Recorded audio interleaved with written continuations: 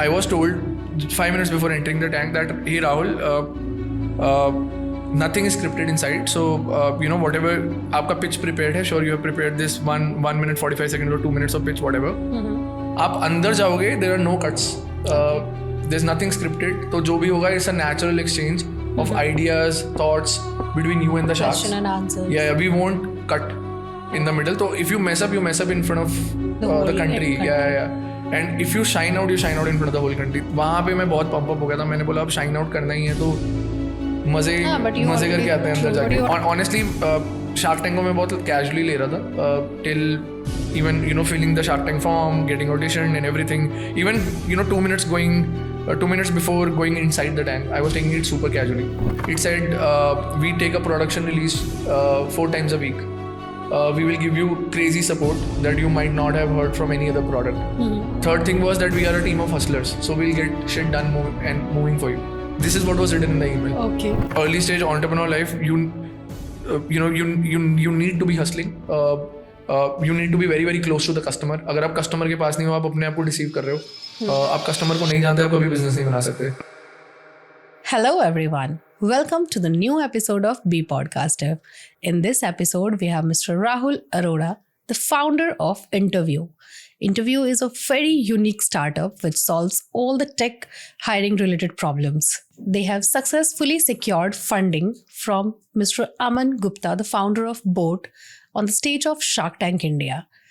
In this episode, we have discussed various aspects of startup and fundraising. So if you are a startup enthusiast, this episode is for you.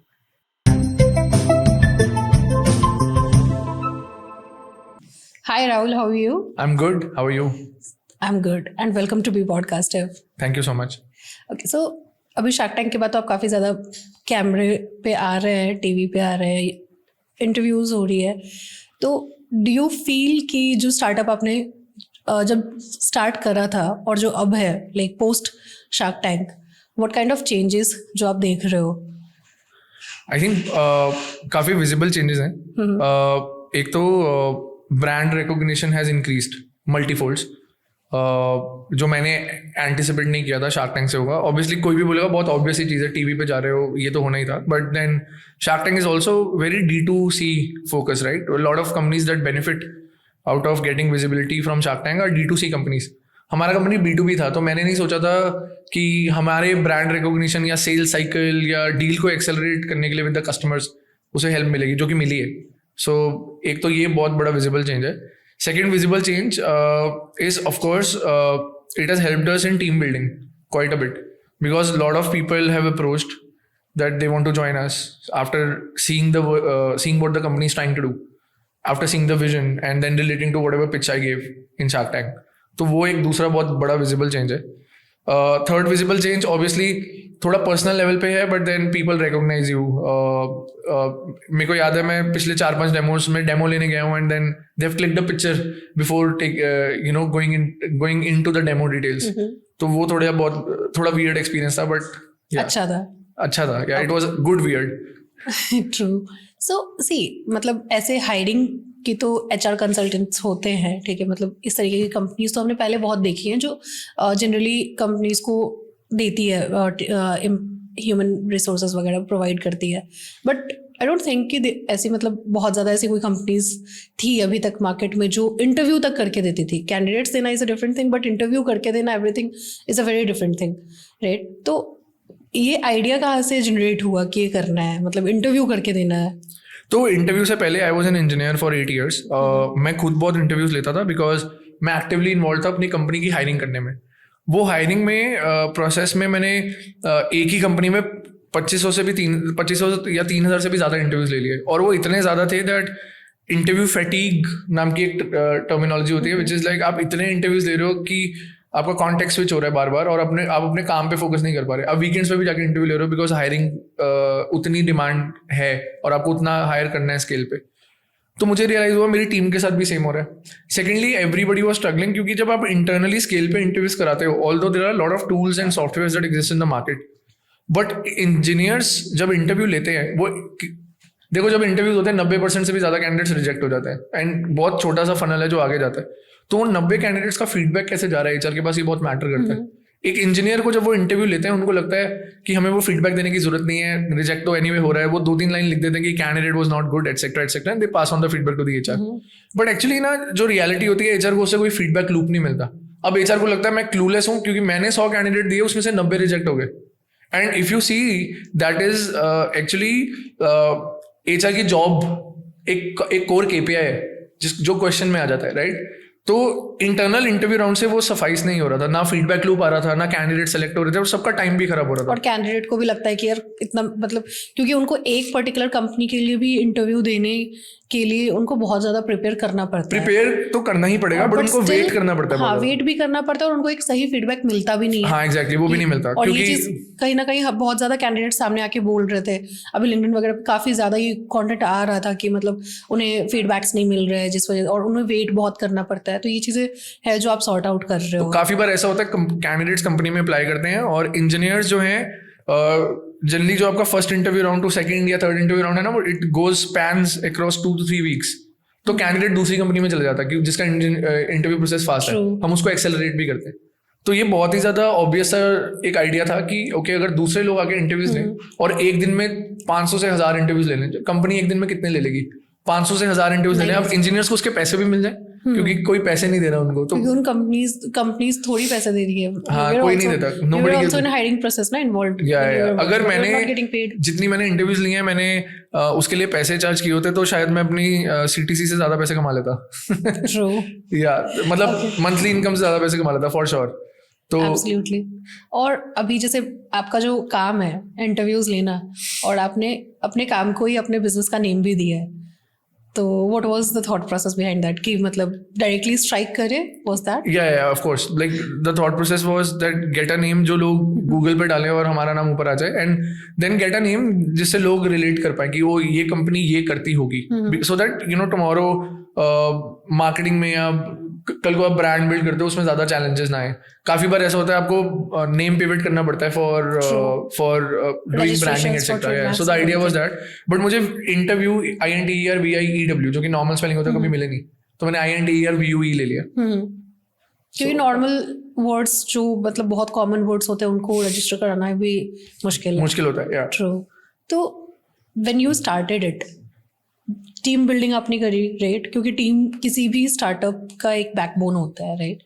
कोई ये नहीं कह सकते कि नहीं मतलब if we are a good founders तो we can run the business. If you do not have a team जो आपके विजन से अलाइन करे, तो आई डोंट थिंक कि कोई भी स्टार्टअप आगे जा सकता है। तो what was the key measures? क्योंकि अगर आप दूसरों के लिए इंटरव्यू कर रहे हो तो ऑटोमेटिकली जब आप खुद के लिए इंटरव्यू करोगे तो you will be much more actionable उस टाइम पे कि हाँ मुझे करना है अपनी टीम को लेके ना। तो what was the points which you are focusing and how did you manage to build your team? यार इस आंसर को ना 2 पार्ट्स में डिवाइड करते हैं। 0 to 1 स्टार्टअप की जो जर्नी होती है, जहाँ स्टार्टअप 0 से स्टार्ट करता है $1 million तक जाता है, तब तक आपका थोड़ा सा स्ट्रक्चर इन प्लेस होता है, एंड देन 1 to 10 की जर्नी, दोनों में ना हायरिंग बहुत डिफर करती है।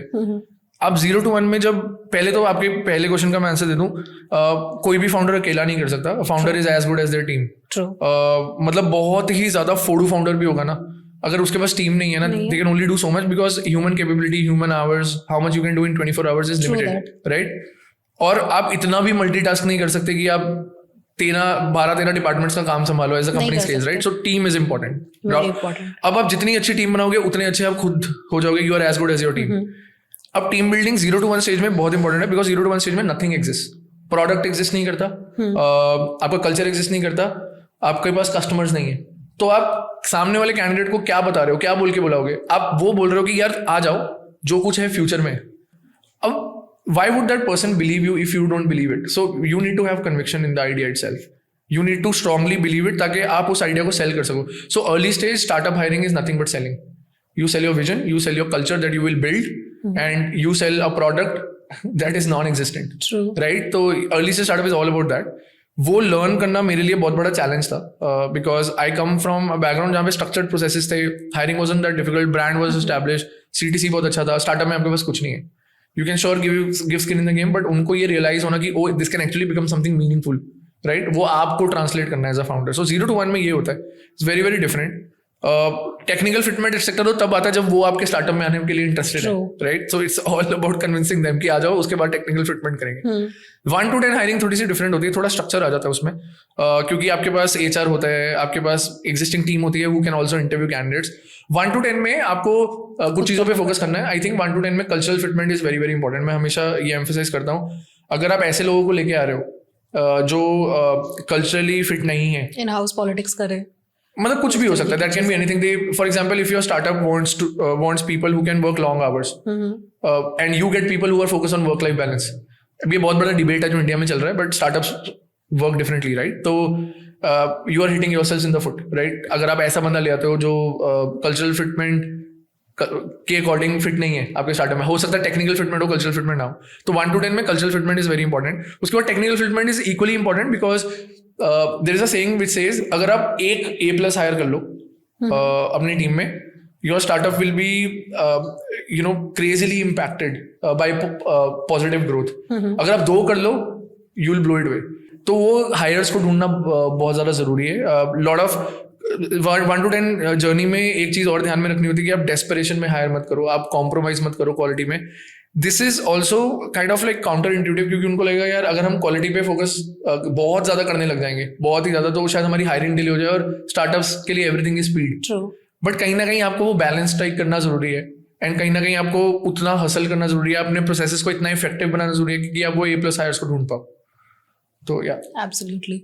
सो when you started your journey, right, तो उससे पहले आप you were working in Paytm, right? Paytm and then Deutsche Telekom. या सो वहाँ पे एक सेटल्ड जॉब, सेटल्ड CTC, एक होता है ना जो आदत होती है कि हर मंथ एंड पे आपके पास सैलरी आती है, राइट? बट जब आप एक एंटरप्रेन्योर होते हो, तो जहाँ एक एम्प्लॉय को खुशी होती है कि यार हर मंथ एंड पे अब तो पैसे आने वाले, राइट? बट एक स्टार्टअप फाउंडर को हर मंथ एंड पे दिखता है कि अभी मुझे देने हैं, राइट? एकदम सिनेरियो चेंज हो जाता है, राइट? तो वो चीज़ कितना मुश्किल होता है इनिशियली जब आपको सैलरी डेट्स आते हैं, जो एक विनीता ने भी कहा था ना कि डजेंट मैटर कि आप किस लेवल पे हो, बट वो जो 1 तारीख होता है वो हर किसी को डराता है, हर फाउंडर को डराता है. आप $1 मिलियन भी हो तो भी आपको डराएगा, आप छोटे हो तो भी डराएगा, और हर किसी को. तो what was it for you? या देखो, मेरे लिए जॉब छोड़ना was a very obvious call, क्योंकि मैं पहले ही जब मैंने जॉब शुरू की थी, आज से 2013-14 वाज माय फर्स्ट जॉब. 2014 उससे पहले भी मैंने एक स्टार्टअप किया था, बट 2014 जब मैंने जॉब करी थी, मैं शुरू की थी, मैंने ये सोचा था कि मैं 6-7 ईयर्स सीखूंगा और उसके बाद मैं पक्का अपना स्टार्टअप करूंगा. अब वो 6-7 ईयर्स बाद मैं एक बहुत हाई पेइंग जॉब में था. I won't say comforting job थी, बिकॉज मैं कभी कंफर्ट जोन में रहना पसंद नहीं करता. बट मुझे ये बहुत ही ज्यादा ऑब्वियसली पता था, जितनी मर्जी हाई पेइंग जॉब हो, डजंट मैटर, छोड़नी है और अपना खुद का काम शुरू करना, चाहे 0 से शुरू करना हो, उसमें मजा ज्यादा है. So that was the whole idea. तो वो तो मेरे लिए मैटर ही नहीं कर रहा था कितनी सैलरी आ रही है और कितना ज़्यादा मैं स्ट्रक्चर्ड लाइफस्टाइल में हूँ, क्योंकि मैंने वो गिव अप कर दिया था ऑलरेडी कि मुझे स्टार्टअप ही शुरू करना है, because that was my calling.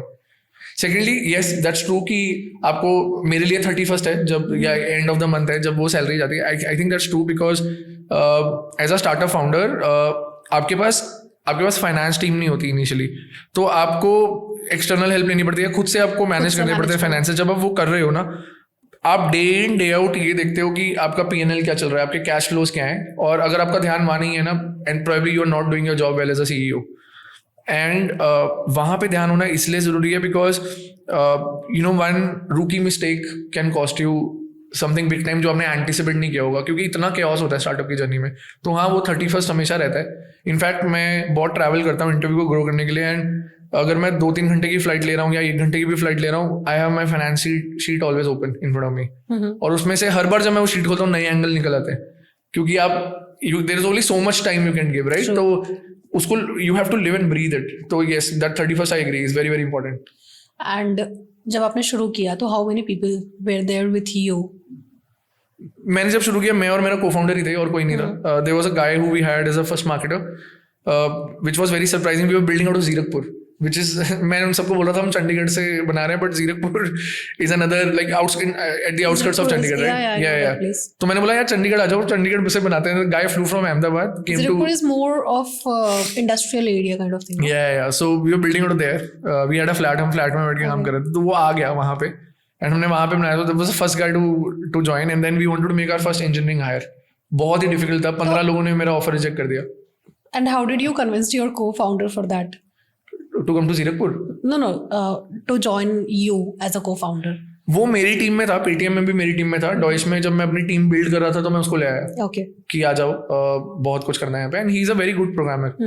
तो मुझे कन्विंसिंग ज्यादा नहीं लगी because he and I share an equation. Okay. या तो बट उसको ये मालूम था कि अगर कुछ स्टार्ट करेंगे तो बहुत तगड़ा ही करेंगे. तो मैंने ये बार बार हो रहा था कि इंटरव्यूज में प्रॉब्लम होती थी. He was taking initial rounds, I was taking final rounds. तो मैंने उसको जाके बोला यार ये स्टार्ट करते हैं कुछ ऐसा. हम बैठे, हमने ब्रेनस्टॉर्म किया. The brainstorming went over for a month. हमने बहुत सारे आइडियाज एक्सचेंज किए एंड उसके बाद it just got started. Okay. And जब आपने शुरू किया तो डेफिनेटली जैसे कि हर स्टार्टअप को सबसे पहले तो क्लाइंट चाहिए होता है. विदाउट क्लाइंट तो आप कितने दिन रहोगे. तो कन्विंसिंग दैट फर्स्ट क्लाइंट कि हाँ जो आपकी सर्विस है that is useful. So how was the experience and how did you approach your first client? Like ended up getting the first deal? I'll tell you, हमारे लिए first deal was very easy.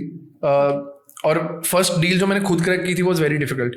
तो जब हमने product बना दिया था और market में डाल दिया था, some US company signed up and paid themselves. हमने वो पेमेंट गेटवे वगैरह लगा दिया था. They just paid $200. We were very happy कि someone paid $200 over for a company that we have built over the internet. So that's good. जब मैं पहली बार एक कस्टमर को खुद से बेचने गया था, I remember my first sales call. It was quite messy because खुद का प्रोडक्ट बेचना, उसको आर्टिकुलेट करना and then you are developing a messaging strategy for it, right. बहुत ही ज़्यादा डिफरेंट एक्सपीरियंस था. उनको कन्विंस करना भी बहुत डिफिकल्ट था कि उनको था कि अच्छा कितने लोगों की कंपनी हो आप. Initial question, right. कितनी पुरानी कंपनी है, कौन कौन से क्लाइंट्स के साथ आपने काम किया है. After your demo these are the kind of question that you get, right. क्योंकि फर्स्ट आई डोंट थिंक कि जो आपके फर्स्ट क्लाइंट होते हैं आपके पास ये सवालों का जवाब देने के लिए आपके पास कुछ होता है. मैं आपको बताता हूँ. मुझे याद है मेरी जो फर्स्ट पिच थी, फर्स्ट पिच में प्रोडक्ट के बारे में कुछ नहीं लिखा हुआ.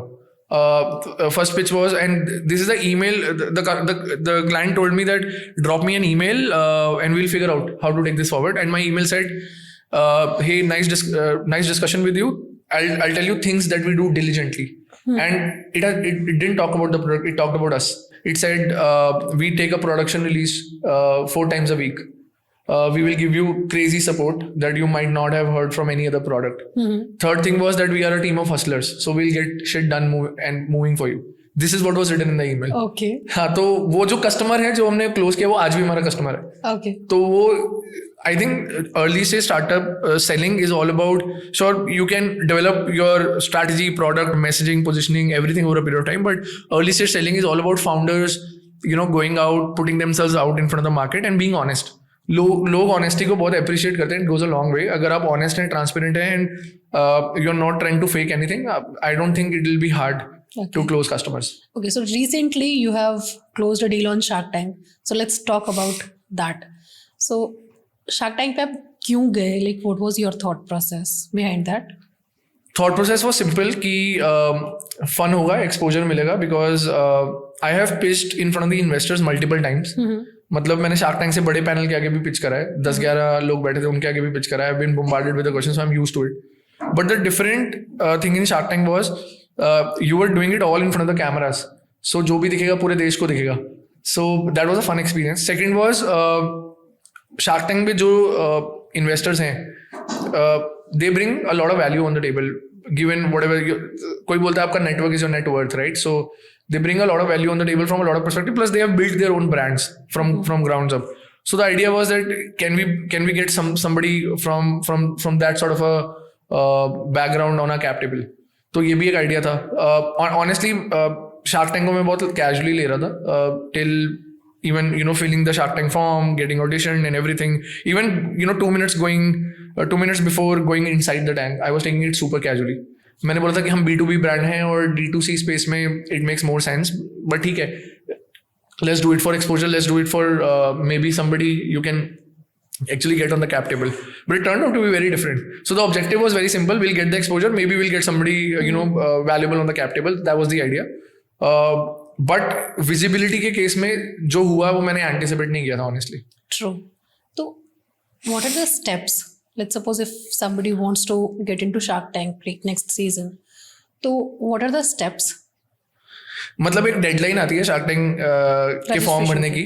मैंने डेडलाइन से 2 घंटे पहले फॉर्म भरा था, तो वैसे मत करो, फॉर्म भरो जाके। दूसरा, अगर आप फॉर्म में असली डिटेल्स बताओ, don't fake anything, they will find out the very smart people obviously. असली डिटेल्स भरो, अपने बारे में बताओ, कंपनी के बारे में बताओ। If they find the idea good, they will ask you to record a pitch, which is mostly how you are going to pitch in front of the sharks, right? तो आप वो पिच रिकॉर्ड करो, आपके को founder हैं या नहीं है, आप सोलो फाउंडर हो, वो पिच रिकॉर्ड करो। If this pitch gate shortlisted, you might get another form to fill it with all the honesty possible, right? And then if everything goes well, every stage is a knockout stage. So if everything goes well, they'll call you for an in-person audition. Wo audition is actually you pitching, and then their team seeing and of course it is a recorded pitch in front of them. There are cameras, so their team actually seeing if you are fit, and then they evaluate later on. And if everything goes well, you get to go to Bombay, you get to shoot, and that's how it is. But tell me one thing, कि जैसे shark tank है, ठीक है, जैसे आपने बताया कि initially पहले आप पिच करते हो like in the form, and after that आपको एक वीडियो पिच देनी होती है, ठीक है, तो इसके काफ़ी सारे प्रोसेस हैं जो आप फॉलो करके देन आप फाइनल राउंड तक पहुंचते हो, जहाँ पे आपको टीवी पे पूरी इंडिया देखती है, राइट? बट वहाँ पे ऐसे बहुत सारे स्टार्टअप्स ऐसे भी आते हैं जो मतलब ना शार्क्स को समझ आ रही होती है, जो हम एज अ व्यूअर हमें भी समझ नहीं आ रही होती कि ये यहाँ पे है क्यों, राइट? ऐसे बहुत सारे स्टार्टअप्स हैं, एंड आप भी देखते होंगे तो आपको समझ आती होगी कि ये स्टार्टअप है ही क्यों। जैसे अभी रिसेंटली एक स्टार्टअप पे भी आई थी ना, जो they were into letter writing, okay, तो उनको जो स्टेशनरी वगैरह के लिए बोला गया था, तो ऑब्वियसली उन्होंने वो चीज़ तो पहले भी पिच करी ना, तभी वो शॉर्टलिस्ट होके आए। तो वहाँ पे मतलब जब आपको पहले से पता लग चुका है कि ये स्टार्टअप इस चीज़ का है और इसका कुछ वो है नहीं एग्जैक्टली, तो वाई दे कॉल देम, तो उनको शॉर्टलिस्ट क्यों करते हैं? ऑनेस्टली मुझे नहीं पता शॉर्टलिस्टिंग क्राइटेरिया क्या है। मुझे बस ये पता है what worked out for us. Okay, but मुझे लगता है जहाँ तक मैंने टीम को देखा, पूरी शार्क टैंक की टीम को जो बिहाइंड द सीन्स काम करती है, they are very smart. Their objective is to make sure कि वो आपको ही सक्सेसफुल दिखना चाहते हैं, and their objective is to also make sure that you shine out. तो हर एक स्टार्टअप जो वहाँ आता है, they only help you in getting your messaging right in front of the audience जो आपको कैमरा पे दिख रही है, और also in front of the sharks. They help you make it more to the point, easy भाषा में, जो एक इंडिया में बैठा कोई भी व्यूअर उसको समझ भी पाए। So they will help you at every step. अब उनका कुछ शॉर्टलिस्टिंग क्राइटेरिया होगा जिससे मैं अवेयर नहीं हूँ, whatever worked out for us. So true. तो any behind the scene experience which you would like to share? Yeah, बहुत सारे थे। I think 2 things that really shined out for me when I went to Shark Tank. One was I was told 5 minutes before entering the tank that, hey Rahul, nothing is scripted inside. So whatever आपका pitch prepared है, sure you have prepared this 1 minute 45 seconds or 2 minutes of pitch, whatever. आप अंदर जाओगे, there are no cuts. There's nothing scripted. तो जो भी होगा, it's a natural exchange of ideas, thoughts between you and the sharks. Question and answer. Yeah, we won't cut in the middle. So if you mess up in front of the country. Yeah. And if you shine out in front of the whole country. वहाँ पे मैं बहुत pump up हो गया था। मैंने बोला अब shine out करना ही है तो मजे करके आते हैं अंदर जाके. But you already had a lot of experience of pitching. नहीं, but the first thing that was very very different was pitching in front of so many cameras. तो वो बहुत different experience था. कैमरा के आगे सेम चीजें बोलना, same confidence से, सेम पिच से, फंबल ना करना। तो फंबल कर भी देते हो, I think you have to be natural, but getting a messaging right is very very important.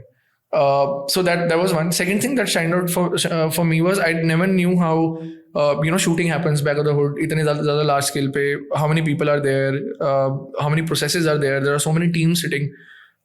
And उसको closely देखना was an insane experience for me because they are operationally so well coordinated. They can't afford to have even one glitch here and there. True that. And they are so well coordinated that I brought that learning experience back to my team, and I said even if we implement like 10% of it, we'll be an operationally excellently run company. So that was a learning experience that I took away from Shark Tank.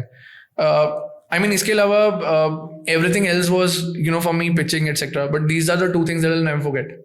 True. And you received the funding from Aman, yeah, right? So like post receiving that, so how was your experience with him? No I mean I'm in touch with his team.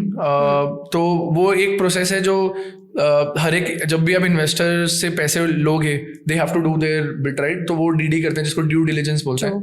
The due diligence जो हम numbers बोल के आए वो ठीक है कि नहीं, आपने जो KPIs अंदर बोली है, मेट्रिक्स बोली है, वो सही है कि नहीं. तो yeah they have to do their due diligence. अब ये खाली शार्क टैंक पे अप्लाई नहीं होता, आप शार्क टैंक के बाहर भी जाके फंडिंग रेज करोगे, डीडी होती है. अभी एक मिथ है ना कि मतलब लोगों को लगता है, क्योंकि जो स्टार्टअप्स या फिर फंड रेजिंग में नहीं है, उन्हें लगता है कि अगर मैंने टीवी पे देखा कि इस कंपनी को इतनी रुपए की चेक गई है, तो दैट मीन्स जो वहां पे चेक देते हैं डमी चेक, इट्स रेट, तो उनको लगता है कि वो चीज़ ऑलरेडी उस कंपनी को मिल चुकी है. बट उसके बाद की जो प्रोसेस होती है, जो ड्यू डिलिजेंस वगैरह, जैसे जैन शिकंजी के साथ हुआ था कि वो ड्यू डिलिजेंस पे नहीं आए तो उनको नहीं मिली फंडिंग, रेट. बट ये चीज़ें बाद में हाईलाइट नहीं होती. सबको लगता है कि अच्छा इस पर्टिकुलर कंपनी को फंडिंग मिल चुकी है, but back of the story कोई नहीं जानता post shark tank, right?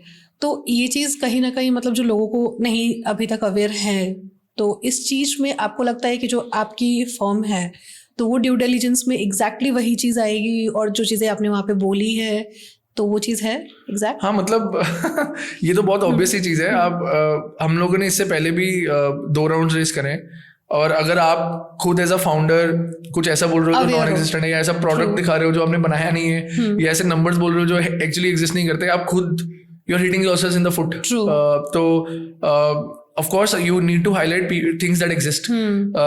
I think as a business also, and you know, जो aspiring entrepreneurs हैं इंडिया में, they should know that in fundraising, sure you articulate well, you pitch well, आप sales ही हो सकते हो, जो भी हो, बट आपको अपना ऑनेस्ट सेल्फ सामने रखना है. वो ही आपको आगे लेके जाएगा, वरना everything works on trust, nothing else, right? So जो जैन शिकंजी वाली जो केस हुई थी, तो उसके बाद बहुत ज्यादा क्रिटिक्स आ रहे थे कि मतलब ऐसा दिखाया जाता है, फेक है.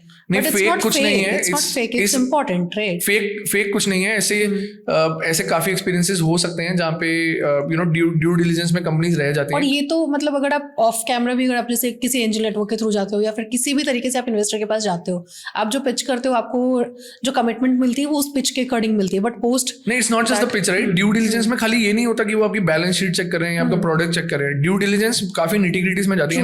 आई टेल यू, जब आप जैसे अभी तो ये seed stage rounds are you know comparatively lighter, they are lenient, but जैसे आप सीरीज ए या बड़े राउंड्स की तरफ जाते हो, there are the due diligence also happens at a KPI level, and that due diligence is insanely good also, because आप अगर ऐसा बोलते हो कि मान लो मैं ई-कॉमर्स चला रहा हूँ और मैं बोलता हूँ मेरा रिपीट ऑर्डर रेट इज, जो एक कस्टमर एक बार ट्रांजैक्ट कर लेते हैं वो साल में आके 5 बार दोबारा ट्रांजैक्ट करता है.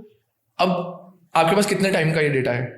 आपके पास 6 टाइम का डेटा है, 6 महीने का डेटा है. 6 महीने के डेटा में प्रोबेबली मैं बोल रहा हूँ साल में 4 बार आके ट्रांसफर करता हूँ, मेरे पास डेटा 6 महीने का है, तो मैं प्रोजेक्शन दिखा रहा हूँ, राइट? अब वो इन्वेस्टर पे भी है कि वो आप पे वो लीप ऑफ फेथ लेना चाहता है या नहीं, क्योंकि आपको डेटा इतना नहीं है. तो जरूरी नहीं है अगर आप हर बार ऑनेस्टली से बोल रहे हो, investor also has to you know take that leap of faith and get convinced कि हाँ मे बी 6 महीने में ऐसा हो रहा है तो 1 साल में ऐसा हो जाएगा. ऐसा भी कभी कभी होता है कि KPIs वैसी नहीं होती, उतनी मैच्योर नहीं होती कि ड्यू डिलिजेंस में आप पास हो जाओ. तो this is more complex, there is a science to it, there is a framework to it, then it's just being वो आपने सही नंबर्स नहीं बताया, आपने सही प्रोडक्ट नहीं बताया, या आपने ये बात झूठी बोली थी. There is more to it. True that. So what are your plans कि अब जो फंड रेज आप कर रहे हो, इससे पहले भी आपने 2 राउंड्स कर रखे हैं, this is your 3rd round, right? Technically सब सीड ही है, सो बट सीड में it's the 3rd, right? So what's your plan with this particular funding? हमारा honestly we even before Shark Tank we had enough money in the bank, तो ऐसा कुछ there is no dearth of money to execute on plans etcetera. But one thing that definitely with more money you can do is you can stretch your arms and legs and go after that quality talent that you're always looking for. Maybe expand your team to look into more KPIs, or maybe you know focus and go vertically in depth with the same KPI. तो interview के case में हम लोग कोशिश कर रहे हैं that we capture more and more customers and expand our footprint in India and also launch in overseas markets. So that's the plan. जब आपने ऑलरेडी इतने सारे रेसेस फंड रेज किए हैं 3 राउंड्स, तो now you understand the whole fund raising system, right?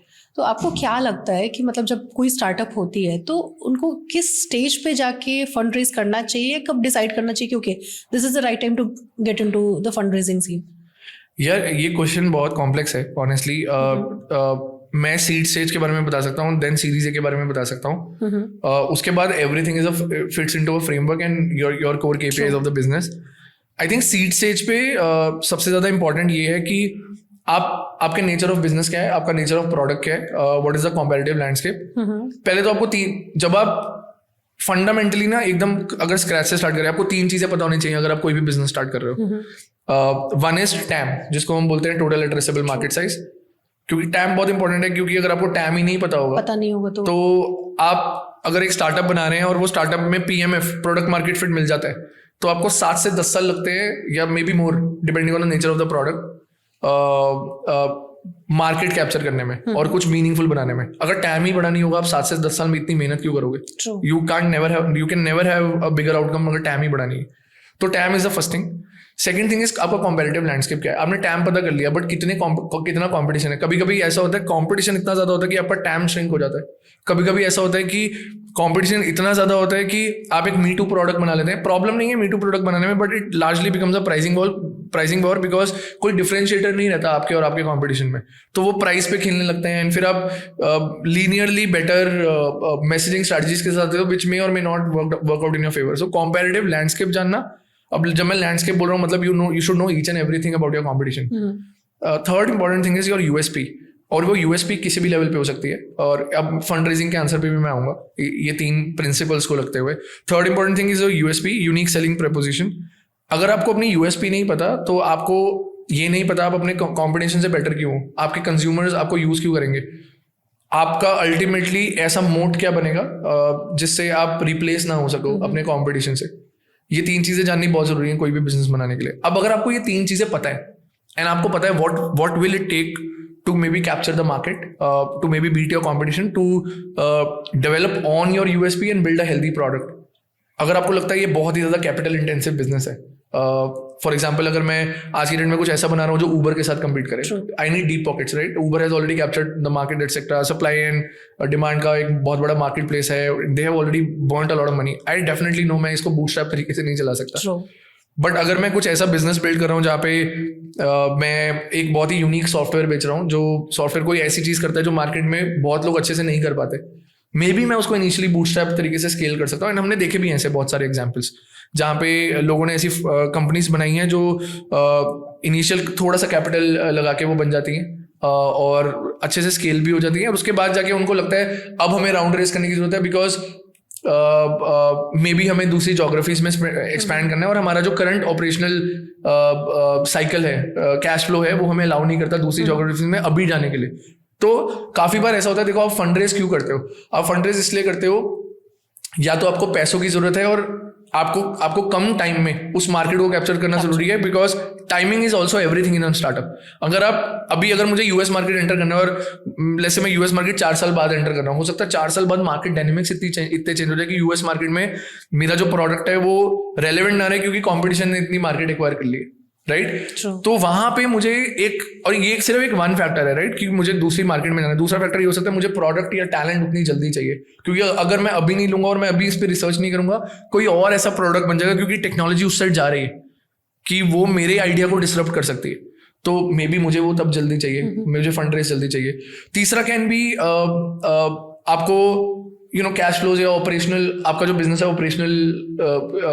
Operationally बहुत ज्यादा intensive business है एंड आपको रन करने में बहुत ज्यादा कैश फ्लोज की जरूरत है, हेल्दी मनी की जरूरत है और अपफ्रंट जरूरत है, क्योंकि आपको लगता है अगर ये 1 साल ऐसा चल गया तो मेरे जो कैश फ्लोज हैं खुद बनने लगेंगे, राइट. और किस स्केल पे, अब तो बहुत सारे फैक्टर्स हैं जो फंड रेजिंग में जाते हैं. हर बिजनेस बूटस्ट्रैप नहीं हो सकता. I see a lot of people fighting on LinkedIn, Instagram, Twitter saying lot of people made a bootstrap business, उन्होंने इतना बड़ा स्केल कर दिया. Why are people even raising money?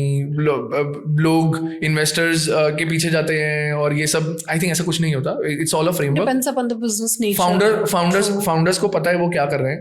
उनका the most important part what I believe is that how confident you is about your business, कि अगर आपके पास कोई इन्वेस्टर आ रहा है तो will you be able to give them the exact returns which they are expecting. हाँ, मतलब वो भी एक पार्ट है. वो इन्वेस्टर को भी गेज करना होता है, आपको भी गेज करना होता है as an entrepreneur. But more importantly मेरे को लगता है ये अवेयर होना बहुत जरूरी है आप पैसे रेस क्यों कर रहे हो, क्योंकि हो सकता है आपको उस मनी की जरूरत ही ना हो, या हो सकता है एक्चुअली आपको जरूरत हो और आप सिर्फ उस सिर्फ एक कल्चर में जाने के लिए कि मैं तो बूटस्ट्रैप कंपनी सक्सेसफुल बनाऊंगा, हो सकता है आप वो एक्चुअली वो बिजनेस बना ही ना पाओ क्योंकि एक्चुअली आपको फंडिंग की जरूरत है. You'll end up losing your business. Yeah, so you need to live and breathe your business, and you need to know all of these parameters from a framework perspective before you decide to go and raise funds. Let's talk something about the early stage entrepreneurial life, which you have already lived, right? I think मेरा खुद का strong opinion है, there is no right और wrong in early stage entrepreneur को कैसे रहना चाहिए. There are entrepreneurs who have made it big by leading a comparatively luxury lifestyle. There are entrepreneurs who have been scrappy and they have built a very big companies. मेरा खुद का एक बहुत strong opinion इसमें ये है, मैंने world में जो ट्रेंड्स देखे हैं, मेरे को लगता है दुनिया की सबसे बड़ी कंपनी स्क्रैपी फाउंडर्स ने बनाई है, जिनको लीन रहना पसंद था, जिन्होंने they never threw money at the problem at the initial stages. They were trying to be innovative, creative and trying to do more with less resources in place. उन लोगों ने मचा दिया है दुनिया में. और मेरा इसमें स्ट्रॉन्ग ओपिनियन है बहुत ज्यादा कि मेरे को लगता है early stage entrepreneur life you need to be hustling. You need to be very very close to the customer. अगर आप कस्टमर के पास नहीं हो, आप अपने आप को डिसीव कर रहे हो. आप कस्टमर को नहीं जानते, आप कभी बिजनेस नहीं बना सकते. मतलब कम वॉट में आपके पास बैंक में जितना मर्जी पैसा पड़ा, डजंट मैटर. आप कस्टमर के पास नहीं हो, आप बिजनेस नहीं बना सकते. मुझे लगता है तीसरा, आप हमेशा हसल कर रहे हो. काफी बार ऐसा होता है अर्ली स्टेज एंटरप्रेन्योर लाइफ में, जब इतनी अनसर्टेनिटीज आती हैं कि आपको लगता है यार जो मैं बना रहा हूँ वो सही भी है, क्योंकि startup life is one day you feel like a king, the next day you feel like a beggar. और मैं सच बोल रहा हूँ, ये हर दिन ऐसा होता है. एक दिन एक बड़ा कस्टमर क्लोज होगा और यू विल बी लाइक, ओ मैंने सब कुछ कर लिया, और अगले दिन कोई कस्टमर बहुत बड़ा चर्न भी हो जाएगा. या फिर आपको कोई ऐसा सेटबैक लगेगा और आपको लगेगा यार ये मैंने क्या कर लिया. And then there are so many ups and downs, you just have to get used to it. तो जैसे गुड थिंग, तो there are lot of things कि हाँ हमें मतलब मोटिवेटेड रखता है कि चलो ठीक है we are a startup founder. But at the same point जो स्टार्टअप फाउंडर की लाइफ होती है, वहाँ पे डेली लाइफ में ऐसे सिचुएशंस होते हैं जो आपको बहुत ज़्यादा डिमोटिवेट भी करते हैं, जहाँ पे आप खुद पे सेल्फ डाउट पे आ जाते हो कि whether I am on a right track और नॉट, वेदर जो मैं कर रहा हूँ करना भी चाहिए या नहीं करना चाहिए, राइट? तो आई एम श्योर आपने भी ये चीज़ फेस करी होगी. तो व्हाट डू यू थिंक, आपने उसको कैसे डील करा? और अभी जितने भी स्टार्टअप फाउंडर्स हैं, तो अगर उनको किस तरीके से उस चीज़ को डील करना चाहिए? यार देखो, दो टाइप के डाउट होते हैं. पहला तो डाउट होता है आप खुद पे ही डाउट कर रहे हो, या आप अपनी कैपेबिलिटी पे डाउट कर रहे हो. मुझे ऐसा डाउट एक 0.001% भी नहीं है. मैं अपनी कैपेबिलिटी पे कभी डाउट नहीं करता. मेरा सेल्फ बिलीफ बहुत ज्यादा स्ट्रांग है. दूसरा टाइप का डाउट होता है कि आपने जो बनाया है वो सही है कि नहीं, which is another type of doubt. आप अपनी कैपेबिलिटी पे डाउट नहीं कर रहे, बट आप हमेशा उसको पिवट कर सकते हो. आई थिंक ये बहुत इंपॉर्टेंट है. उधर आपको ओवर कॉन्फिडेंट नहीं होना है. You need to keep your eyes and ears open. आप अगर, और वो आप तभी कर सकते हो अगर आप कस्टमर के पास हो. अगर आप कस्टमर से दूर हो ना, आप वो कभी गेज ही नहीं कर पाओगे. तो अगर आप कस्टमर के पास हो, आप ये जान सकते हो कि मुझे इस पॉइंट पे मैं सही बिजनेस भी बना रहा हूँ कि नहीं, क्या ये अपॉर्चुनिटी और बड़ी हो सकती है, क्योंकि कस्टमर एक्चुअली कुछ बोल रहा है. And you have to read the customer between lines, right? Because then you will know more about the competition also, then you will know more about the market also. अगर आप वो चीजें जान जाओगे तो आप सही मूवमेंट पे, जो स्टार्टअप की भाषा में हम बोलते हैं पिवट, वो भी कर पाओगे. तो मेरे को लगता है वो बहुत ज्यादा जरूरी है. सेल्फ डाउट और अपनी कंपनी पे डाउट करना, टू डिफरेंट थिंग्स. कंपनी पे तो मेरे को लगता है हर दिन आपको एक क्रिटिक नजरिए से खुद देखना ही चाहिए, क्योंकि अगर आप नहीं करोगे ना, कोई और आगे करेगा. क्योंकि खुद को तो हर चीज बहुत अच्छा लग रहा होता है, बट अगर आप जब तक उसको हर नजरिए से नहीं देखोगे तो you will not be able to find the problem in your business. Correct. मेरा प्रॉब्लम नहीं होगा तो आप सॉल्यूशन. मेरा यहाँ पे एक ही फंडा है, बहुत सिंपल है. मैं अपने आप को ये बोलता हूँ कि I am so open to experimentation and I can never be right. I can be always wrong. Sure. I can be wrong multiple times. और मैं अपनी टीम के सामने भी बोलता हूँ यार, मिस्टेक्स होनी बहुत ज़्यादा ज़रूरी है, उसी से आप सीखते हो. और वो अपने आप को वो रूम देना कि आप गलत हो सकते हो, ताकि किसी और का सही idea can fit in, is very very important.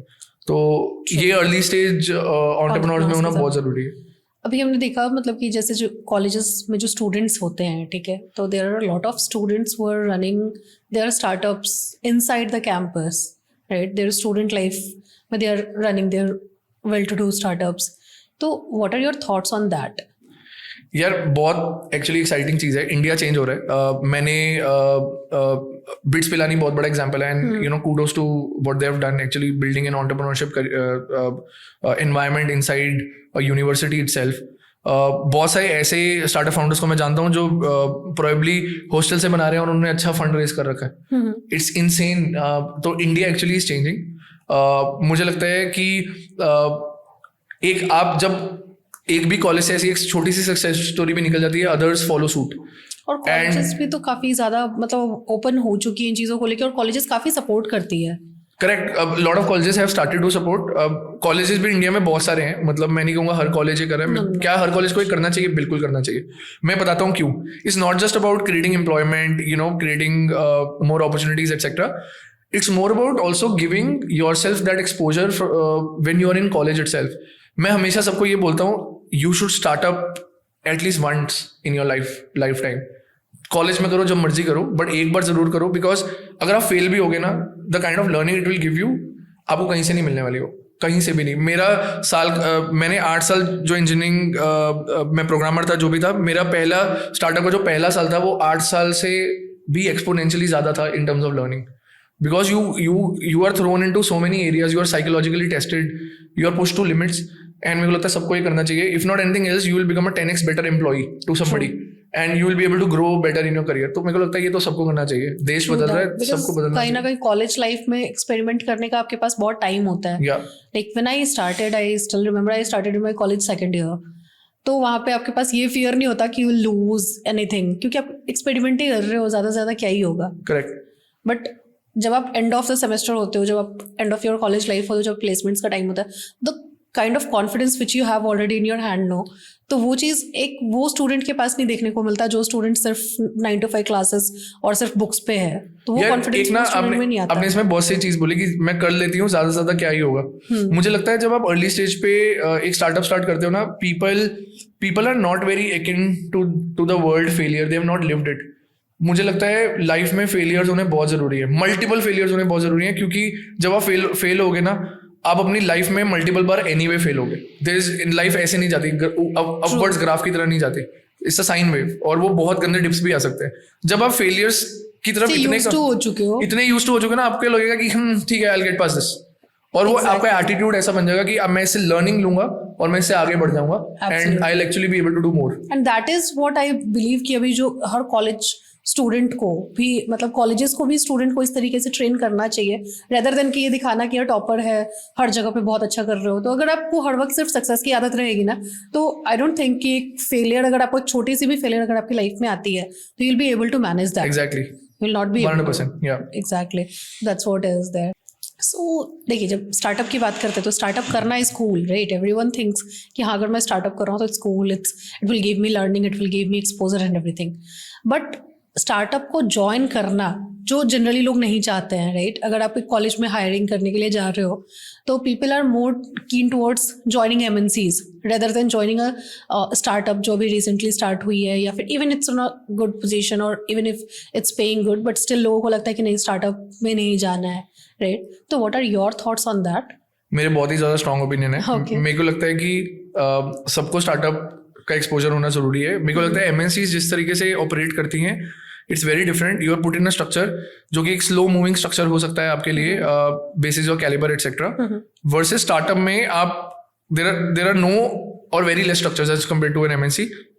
मेरे को लगता है वहाँ पे आप जो हॉरिजॉन्टल एक्सपोजर ले सकते हो, जो आपके अर्ली स्टेज करियर में बहुत ज्यादा इंपॉर्टेंट है. I think that can give you that growth tomorrow. आप स्टार्टअप करके एक एंटरप्राइज या MNC ज्वाइन कर लो, स्टिल बेटर, बिकॉज आपको वो एक्सपोजर मिल चुका होगा विच इज क्रॉस फंक्शनल. आपकी टीम कोऑर्डिनेशन ज्यादा बेटर होगी, आपको क्रॉस फंक्शनली टीम के साथ डील कैसे करना है वो ज्यादा बेटर होगा, आपका problem solving ability 10 folds improve होगी अगर आप एक स्टार्टअप ज्वाइन करते हो. I think that's very important. Secondly, मुझे लगता है it is also not for everybody.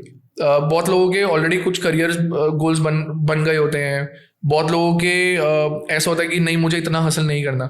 तो उनमें से कुछ जो लोग हैं जिनको पता है कि वो एक्चुअली हार्डवर्क कर सकते हैं, अगर आपको कोई प्रॉब्लम नहीं है हार्डवर्क करने से, and you don't mind putting in those extra hours, go join a startup because you will learn exponentially fast. एक और मैं एडवाइस देना चाहता हूँ. मैंने बहुत सारे लोग देखे हैं अर्ली स्टेजेस पे जो बोलते हैं यार मैं ना अपने मॉम डैड से डिस्कस करके बताऊंगा या बताऊंगी.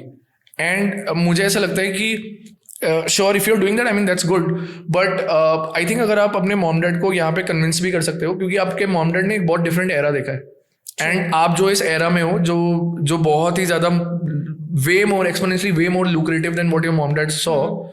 They don't know क्योंकि उनको लग रहा है आप स्टार्टअप में जा रहे हो, आप अपनी जॉब को ना रिस्क में डाल रहे हो, मैच नहीं हो रहा, कॉर्पोरेट में एक स्टेबल जॉब है और ये सब. मेरे को लगता है ये जो 21 जो आपके अर्ली 20s हैं, 20 to 22, 27, 28, आपको एक्चुअली इसमें केयर नहीं करनी चाहिए इतनी. आपको जाके वो एक्सपोजर लेना चाहिए. You should, if you want to work hard, you should also convince your mom dad that यार मुझे जाने दो वहाँ पे, क्योंकि जो मैं सीखूंगा वहाँ पे जाके it's going to be unmatchable then an enterprise or an established brand already.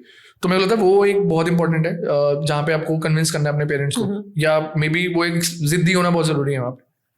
It's a wonderful suggestion and I believe कि हर स्टूडेंट को भी even a new age जो करियर शुरू कर रहे हैं, even if they are in job, even if they are in startup, so at least they should follow that. 100%. Right? Yeah.